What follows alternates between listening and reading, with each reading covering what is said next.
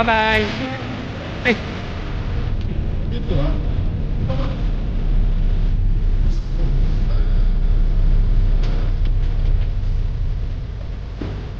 Yes.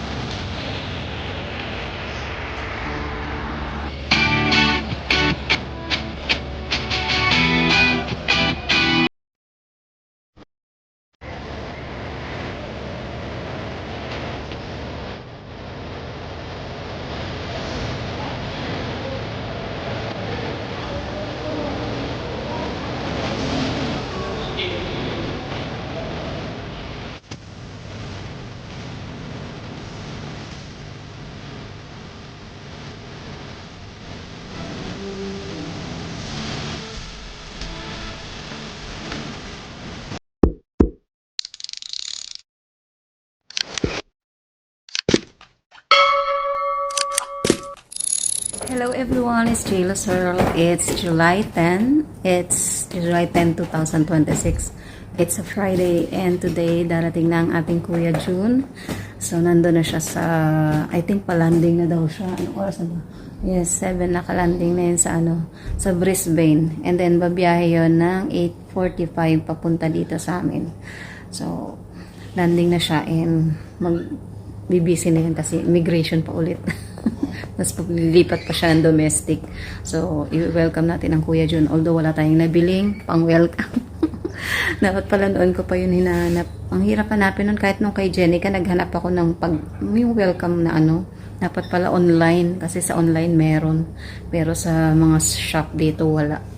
So, yan. Okay lang. Hindi natin mapaghandaan. Pakainin na lang natin sa labas. So, samahan nyo kami kasi after namin magsundo, pupunta kami ng hospital dahil merong check-up si Polar Bear regarding sa kanyang operation na darating. So, samahan nyo pa din kami and we'll see you later, guys. Nagkulay ako ng hair. And kaya medyo pa. Hindi pa siya nagbabalance. Konting pa. Mga ilang araw pa yan. So, see you later, guys. Kasama ko na si Polar Bear. Good morning. Wala akong lipstick, oh. Don't have lipstick. We're heading to the airport na. Although nasa langit pa lang. Ewan ko kung nakapasakay na si Kuya Jun. 8:45, 8:10 pa lang. See you later. We're going to the airport. Ang pangit, I'm so ugly. Charot. Dito na kami sa Bundy Airport. There. I'll picture Jun later there. Go sit in front of the toilet. Dito na kami. In the glasses.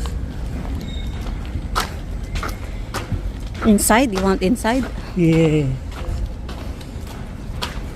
Ang lamig.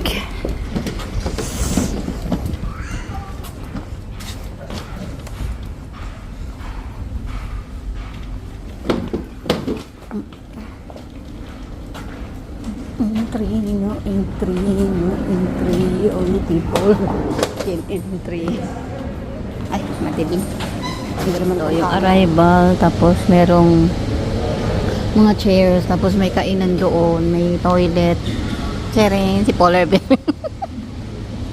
May kainan, yan, sa mga nagwe-waiting pa ng kanilang biyahe. Yan, dyan, sila tatambay. May coffee doon, may mga food, may soft drinks, tapos may tawag doon yung mga what you call that pies and sandwiches. May mga upuan din sa labas. Tapos doon sa baggage area.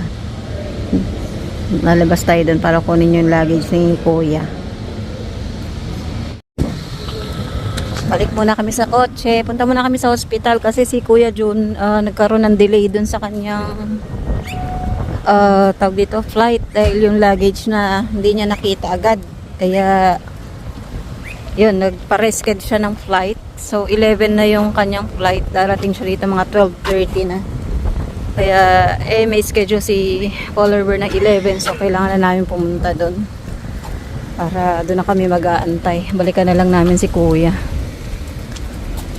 Hindi pa maganda pakiramdam nitong isa. At sumuka pa.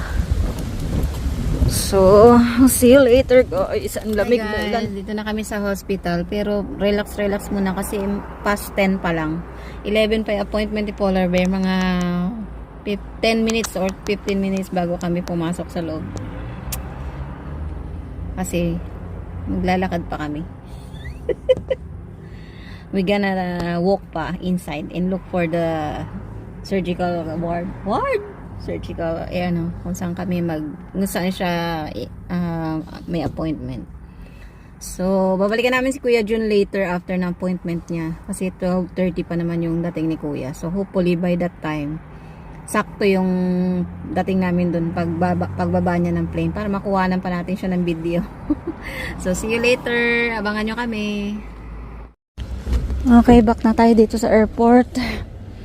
Pick upin na natin ulit si Kuya. Pick upin ulit. Take 2 ngayon kasi punta muna tayo ng hospital dahil nga naiwan siya ng plane dahil dun sa luggage niya.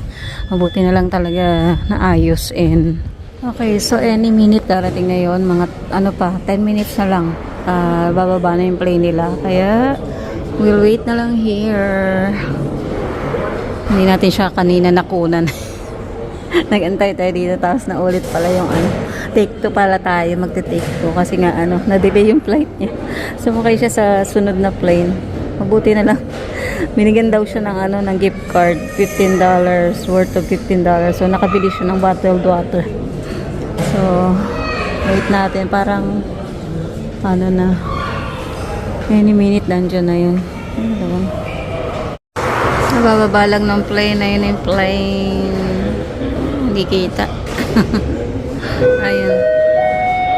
Kabababa lang nila ko ng plane. So mamaya may lalabas na sila Kuya. Abangan na lang natin.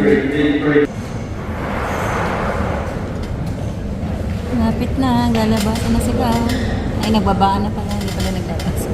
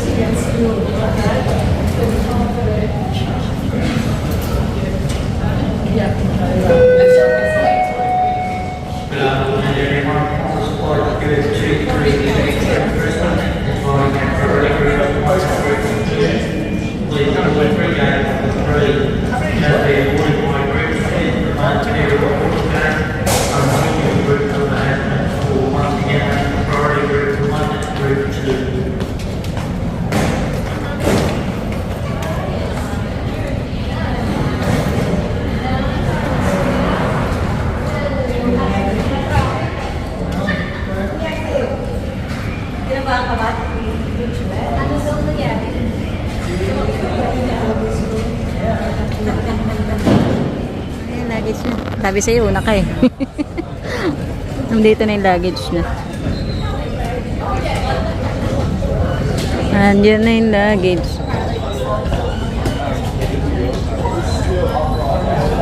Ayan, nakuha na niya yung luggage niya. Madali tandaan kasi yung daming scotch tape. Daming sticker. Ayan yan. Ayan yun. Liquid eh. Yung sabi niya, may tanong kasi doon na kung meron daw dangerous, nilagay ko wala. Flammable kasi yun eh. Flammable, di ba? Kaya dangerous. Pero sinabi ko hindi. Yun yung kanya na iwan. Kasi bumili siya ng mas malaki nung nasa Hong Kong kami. Dito muna, batiin muna dito sa kabila. Batiin muna siya. Bayaw. Bayaw. Sumama ang pakiramdam niya eh. Sino? Brothers na kami, brothers. Music bingo. Ano game? You wanna use the loop? Yeah. The live show. Alish. Dito na kami sa Brothers. Magle-late lunch kami. O ano na? Ano oras ba? 1:20 na. Umorder kami ng drinks sa kabila sa coffee shop. Wala kasing ano dito coffee. Puro cold drinks lang dito. Tsaka beer. Tapos si Kuya Jun nasa toilet. So, ang in-order namin si Nitzel. Tsaka Parmigiana yata yung kay Habi. Kay Kuya naman yung roast beef. Ewan ko kung kakainin niya. Gusto niya kasi vegetable. Wala akong makitang vegetable eh. Kaya roast of the day na lang yung order ko sa kanya. So after nito, uwi na kami kasi ito gusto nang matulog. Wala siyang tulog. Pareho kami walang tulog. Kain na kami. Unboxing na tayo. Unboxing. Ito yung pinabili ko kay R&D tsaka kay Ariel. Galing na Quiapo. Unboxing natin. Pabili ako ng crucifix tsaka rosario tsaka nobinat book. Hindi ko siya mabuksan. Ito yung pinabili ko. Tatlong violet rosary at tsaka crucifix. Yan. And mga nobina prayers. Yan. Immaculate. Diba? Galing kay RMD and Ariel. Tapos, ito yung bigay ni Ariel and RMD. Ayan. Siya. O, diba? May isusuot na ako pang ano. Basketball. Basketball. Volleyball.